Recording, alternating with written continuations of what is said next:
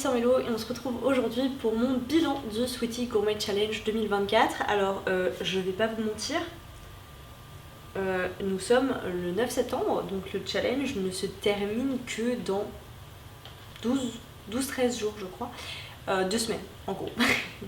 Mais compte tenu de mon rythme de lecture actuel, compte tenu de mes envies de lecture aussi, il y a peu de chances que le bilan en tant que tel change beaucoup.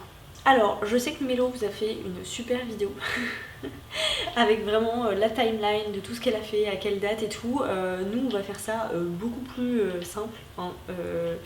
J'ai pas sa patience et j'ai pas son talent pour les inserts, donc on va pas faire comme ça. Et comme j'ai pas vraiment, alors j'ai fait un effort de suivi, hein, mais j'ai pas vraiment non plus fait un truc de dingue, et ben on va y aller assiette par assiette, voilà, tout simplement. Et c'est même pas dans l'ordre dans lequel je l'ai validé, mais c'est pas grave. Donc nous sommes partis pour les boissons. Alors vous verrez que par rapport à ma pile à lire, que j'essaierai de vous mettre dans la barre d'infos, il y a certaines assiettes que j'ai rajoutées, des trucs qui n'étaient pas prévus dans ma pile initiale, et puis bah il y en a certaines qui ont sauté, hein, du coup. D'ici la fin du challenge, donc dans les 11 prochains jours, ce serait pas mal si j'arrivais à terminer ma lecture en cours et éventuellement à en terminer une autre. Voilà, après pour ce qui est des actions, je pense que j'ai fait le max de ce que je pouvais faire, sauf si je me tape une déterre de fou et je cuisine un brunch la semaine prochaine, mais ça prend pas trop le chemin pour. Voilà. Donc nous sommes partis pour les boissons. Lire les pieds dans l'eau, c'est une des dernières assiettes que j'ai validées, puisque je l'ai validée le 25 août. Lire une nouvelle, donc j'ai lu une nouvelle de Memento Mori, je vous en ai parlé dans ma dernière présentation qui est déjà parue. Lire de la poésie, j'ai choisi le poème Nature Trail que j'ai lu début juillet, et en fait c'est un poème que je lis très régulièrement à ma fille, je pense que je le connais presque par cœur, puisqu'il est dans un de ses albums illustrés qui est très très joli. Lire en buvant un thé, un café, un chocolat, j'essaierai de faire quand même un peu les choses bien et de vous insérer les images de mes actions pour vous prouver que je l'ai fait, mais je l'ai fait. Lire un roman de, c'est moins de 300 pages je crois, j'ai choisi Ni seul ni ensemble, ce qui m'a permis de valider la France. Lire une nouvelle, je l'ai revalidée en lisant Des mirages plein les poches. C'est pareil, je vous en ai parlé brièvement dans ma dernière présentation. Nous passons ensuite au petit four et j'ai terminé une couverture, enfin un livre avec une couverture qui évoque l'été, puisque j'avais choisi Les Casalets, le tome 2, ce qui me permettait de valider l'Angleterre. Mais j'avais aussi choisi une couverture qui évoque l'été une deuxième fois avec Musso, en lisant son dernier, je crois que c'est quelqu'un d'autre. Choisir un livre pour quelqu'un, j'ai choisi un livre pour mon mari, j'ai choisi Les Seigneurs de Bohême et Elana. Les Seigneurs de Bohême, je ne sais pas s'il l'a commencé avant ou après le début du challenge, donc dans le doute sachez qu'il a aussi commencé Elana sur mes très bons conseils, n'est-ce pas? Un roman jeunesse, j'ai lu début juillet Messager de Lois Lowry, donc c'est le 3e tome de la saga, enfin la saga, je sais pas quel est le nom de la saga, après Le Passeur, donc il m'en reste encore un. Pour une sortie de l'année, j'ai choisi de lire Le Cycle des Secrets, le tome 2 de Manon Fargeton. J'ai fait ça le 3 juillet. Et faire la lecture à quelqu'un, sachez que je fais la lecture à ma fille tous les jours.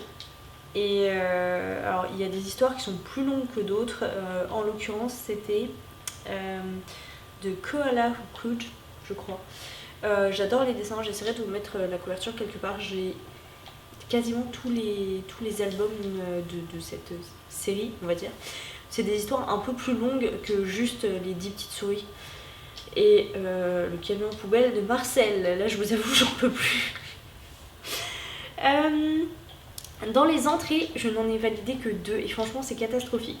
J'ai validé un livre emprunté puisque j'ai emprunté Harry Potter 7 qui me permet là aussi de valider l'Angleterre, c'est parfait. Et je vous ai partagé sur Discord un réseau social, enfin un compte pardon, qui m'apporte beaucoup. Je vous ai partagé Le droit de comprendre le droit que je vous recommande grandement. Et c'est tout, je devais préparer un brunch, je ne l'ai pas fait et je pense que les autres assiettes ne me parlaient pas. Au niveau des plats, alors je devais valider une histoire avec des personnages issus de minorités. avec Babel. Et je vous avoue que j'ai pas réussi. Je pense que c'était pas le bon moment, ça tombait vraiment très mal pour le début de cette lecture et du coup j'ai lu peut-être 10-15 pages et j'ai arrêté. Alors vous voyez la brique que c'est, 10-15 pages ça ne représente rien du tout, donc je considère que je l'ai pas commencé. Alors j'ai fait une rando, j'ai fait une petite rando effectivement au Portugal avec un handicap de 8 kg, 8-9 kg sur le dos. C'était physique, hein. Une saga familiale ou un secret de famille, j'ai avancé dans Mémoire d'un quartier. Cuisiner un plat typique, j'en ai choisi deux. Le premier, j'ai cuisiné des udon le 21 juin, donc vraiment au tout début du challenge. Et encore plus au début du challenge, j'ai cuisiné une shakshuka qui m'a permis de valider l'Afrique. Ensuite, les fromages, je n'en ai lu que 3 cette année.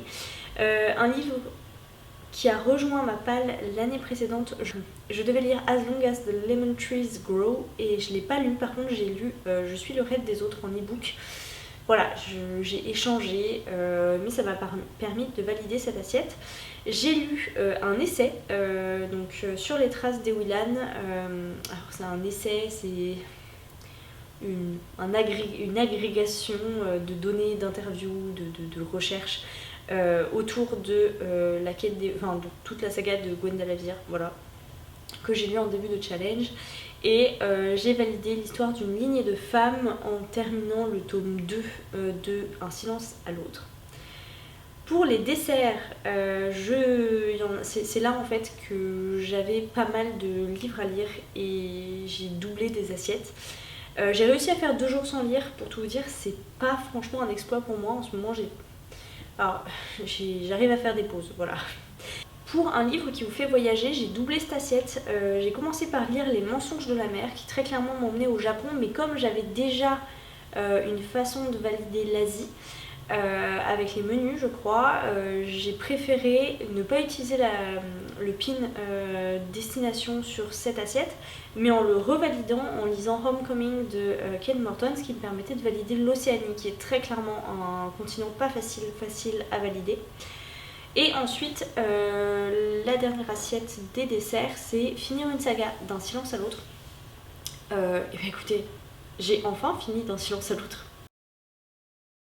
J'ai aussi validé un certain nombre de jokers, c'est plutôt cool, mais je ne me suis servi d'aucun de ces jokers. C'est-à-dire que je me suis fait une pile de jokers en me disant ça me permettrait, si je le souhaite, de valider de valider des menus en fait, de compléter des menus si j'arrive pas à le faire avec les assiettes. Mais normalement, avec mes assiettes, je devais réussir à valider tous les menus. Sauf que, vous le savez peut-être si vous avez vu la dernière présentation, j'ai eu très clairement une grosse baisse de régime début août, c'est-à-dire quasiment à la moitié du challenge, et j'ai jamais réussi à reprendre un rythme un peu plus soutenu, on va dire. Et donc du coup, je me suis finalement... je pense que je vais devoir me servir des jokers pour valider les menus. C'est pas que c'est triché, mais c'est pas non plus l'objectif que je m'étais fixé, donc je suis un petit peu déçue, forcément.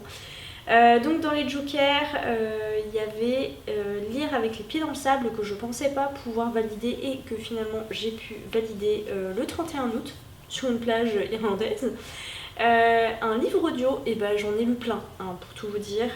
Cette assiette, je l'ai validée plein de fois depuis le début du challenge, mais la première lecture qui m'a permis de le valider, c'est Les Maîtres en Lumineur, et c'était pas forcément une réussite. Une relecture, c'est pareil. Au cours du challenge, je l'aurais validé 2 fois avec l'Assassin Royal le tome 3 et l'Assassin Royal le tome 4 qu'on est en train de lire et qu'on aura fini d'ici la fin du challenge. Une autrice qui vous plaît à tous les coups, j'ai lu le dernier Virginie Grimaldi, comme tous les ans. Le livre d'une maison d'édition indépendante, j'ai choisi Jaunes Yeux, que j'ai également écouté d'ailleurs. Et écoutez, voilà, c'est Au Mouton Électrique, une maison d'édition qui est en difficulté en ce moment, donc j'ai un peu peur pour le dernier tome. Voilà. Et enfin, dans les actions, j'ai pu aider une inconnue. C'était un d'ailleurs. Mais voilà, c'était la petite action. Après ça, c'est vrai que c'est une action qui tient quand même, alors ça tient pas de la chance mais ça tient de l'opportunité, c'est-à-dire qu'il faut avoir l'opportunité d'aider les gens et c'est des opportunités qui sont pas toujours faciles à créer. Là en l'occurrence ça m'est un peu tombé tout cuit dans le bec, c'était des personnes qui cherchaient leur chemin, qui se sont arrêtées à ma hauteur en voiture, donc j'allais pas les envoyer sur les roses, donc ça m'a permis de les aider. Au niveau des menus, j'ai validé en tout premier le menu pub qui m'a permis de valider l'Europe. J'ai choisi de mettre mon pins en Irlande. Ensuite j'ai validé le salon thé et c'est ce menu qui m'a permis de valider l'Asie. J'avais choisi de mettre mon pin sur le Japon. Et ensuite j'ai validé le menu tapas et j'ai décidé de mettre mon pin sur le Pérou puisque vous savez, il y a des vidéos vlogs d'ailleurs sur la chaîne. J'ai été au Pérou pour mon voyage de noces. Et ensuite le menu brunch qui m'a permis de valider le Québec en Amérique du Nord. Donc il me restait 2 menus à valider puisque mon objectif vraiment c'était pas franchement de lire le plus d'assiettes ou le plus d'assiettes différentes possibles, c'était de valider tous les menus possibles. Et donc, eh ben écoutez, je suis à chaque fois à une assiette de valider ces 2 menus. Donc autant vous dire qu'avec tous les jokers que j'ai accumulés, je les ai validés. Voilà, hein. C'est le menu restaurant et le menu buffet à volonté. Et donc voilà, ce qui me manquait pour valider mon challenge, mais que du coup j'ai validé, puisque mon objectif c'était de lire au moins une fois chacun des menus. Sachant que du coup le menu buffet à volonté, on y met tout le reste en fait, tout ce qu'on veut. Donc c'est un challenge réussi, même si dans l'ensemble je suis pas déçue, mais il me restait que 2 livres papier à lire. Je vous dis restait parce que très clairement, même si j'avance et que j'arrive à lire 2 livres de plus pour finir mon challenge, ce sera pas des livres papier. Donc c'est As Long As the Lemon Trees Grow et Babel. Donc c'est 2 livres en VO. Voilà, j'ai été bloquée à un moment donné et ça s'est ressenti. Ceux que j'aimerais finir, mais qui en soi vont pas changer la face de mon challenge puisque c'est des assiettes que j'ai déjà validées, c'est Calam, donc lecture en cours, qui me permettrait donc de finir une saga, mais j'ai déjà validé cette assiette. Et le deuxième, c'est Miroir de nos peines. Qui me permettrait aussi de finir une saga, mais du coup qui ne changerait pas grand chose. Donc voilà, c'est les 2 livres que j'aimerais lire avant la fin du challenge, mais bon, c'est très clairement pas gagné quoi, même pour qu'elle a. On est bien d'accord que j'ai filmé cette vidéo extrêmement tôt. Maintenant j'ai parfaitement conscience que ça ne changera plus rien pour moi au niveau du challenge. C'est-à-dire qu'en soi, avec mes jokers, j'ai validé mon objectif, à savoir valider chacun des menus. Maintenant, je ne l'ai pas fait exactement de la manière dont je l'aurais voulu, mais c'est pas grave. J'ai pas fini ma palle papier, mais je l'ai quand même... Franchement, j'étais très contente de moi parce que, vous savez, quand je fais un challenge, je mets ma palle papier du challenge d'un côté de ma bibliothèque. Comme ça, je l'identifie bien. Et du coup, je l'ai vu diminuer super vite et ça m'a fait un très grand bien. Voilà. Là franchement c'est pas que ma palle me fait plus envie, ma palle du moment, mais je vous en ai parlé dans ma vidéo sur mes crédits je crois, où je vous disais que j'avais envie de nouveautés en fait, de choses que j'ai pas forcément, de choses dont j'entends parler même si c'est pas des sorties récentes.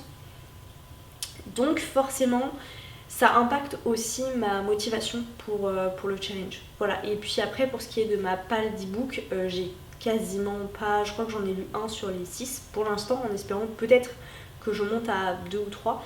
Mais c'est pareil, c'est pas, c'est des livres que j'ai depuis longtemps. Donc voilà, c'est pas grave si j'avance pas plus que ça. Je me demande si je suis le rêve des autres, du coup, qui étaient dedans. Donc en fait, j'en ai vu 2 déjà. Donc voilà, on a fini mon bilan du Sweetie Gourmet Challenge. Même si je le tourne très tôt, je pense que c'est une vidéo qui sortira plus tard. J'espère que ce challenge vous aura plu. Comme chaque année, pour nous, c'est un plaisir de l'organiser. Et voilà, cette année en plus, Mélo s'en est donné à cœur joie avec les petites nouveautés, la carte, les timbres.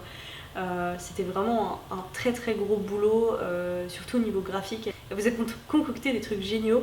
Moi je vais juste vous afficher ma carte maintenant avec les pins de mes différentes destinations. Je vais pas vous mettre les timbres puisque on les a pas encore tous attribués.